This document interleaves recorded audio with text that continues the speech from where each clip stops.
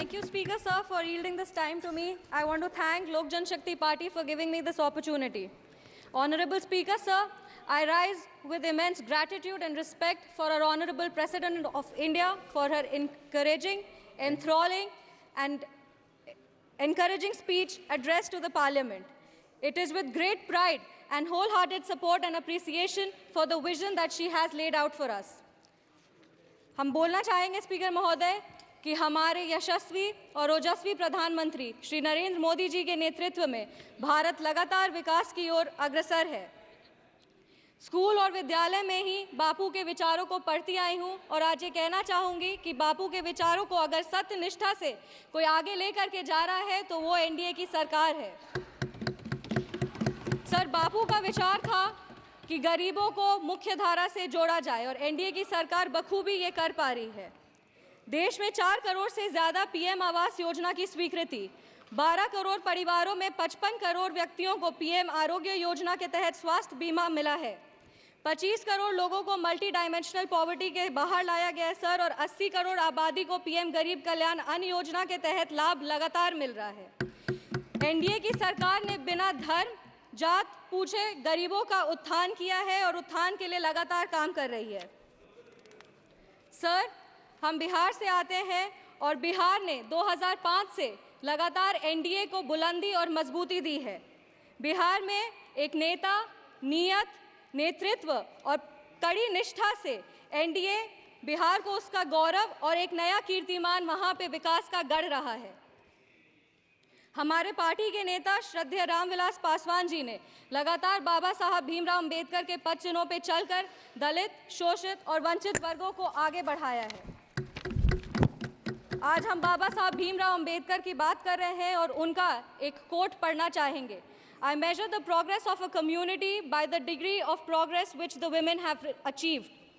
सरकार ने women reservation act they करके 33% आरक्षण दे करके संसद में महिलाओं के आवास को ना सिर्फ बुलंदी दी है बल्कि उनके अधिकारों की भी लड़ाई लड़ी है।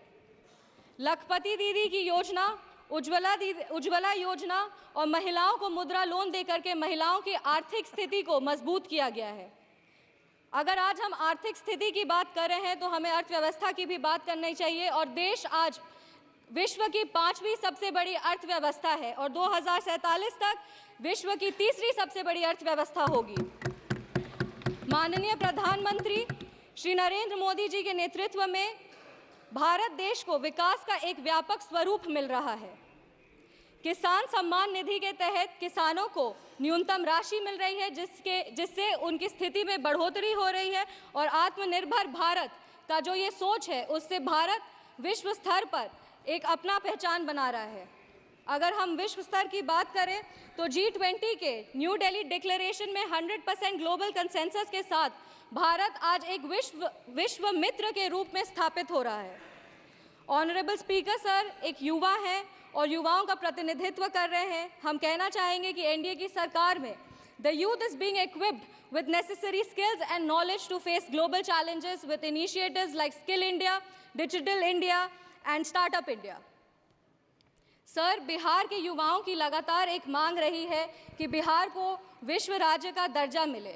बिहार का प्रतिनिधित्व कर रहे हैं, इसीलिए हम हमारे माननीय प्रधानमंत्री जी से अनुरोध करेंगे कि इसके लिए अगर नीति आयोग में कुछ बदलाव किया जाए तो उस पर उनकी विशेष दृष्टि हो और बिहार को भी आगे बढ़ने का सामान्य अधिकार मिले। Sir, I am firmly convinced that with continuous efforts and visionary policies of the NDA government, Bihar will be an example for the development of the entire nation. I want to reaffirm our commitment and Lok Jan Shakti Party's commitment to NDA's leadership और हम अपने राष्ट्रीय अध्यक्ष श्री चिराग पासवान जी को भी धन्यवाद देना चाहेंगे कि आज उनके वजह से बिहार की महिलाओं को और युवाओं को भी आवाज़ मिल रहा है। इस सदन की गरिमा और इस सदन के इतिहास को देखते हुए सर 2 पंक्ति पढ़ना चाहेंगे। जो भरा नहीं है भावों से बहती जिसमें रसधार नहीं, जो भरा नहीं है भावों से बहती जिसमें रसधार नहीं, वो हृदय नहीं है पत्थर है जिसमें स्वदेश का प्यार नहीं। धन्यवाद speaker sir, thank you. Thank you Shambhavi.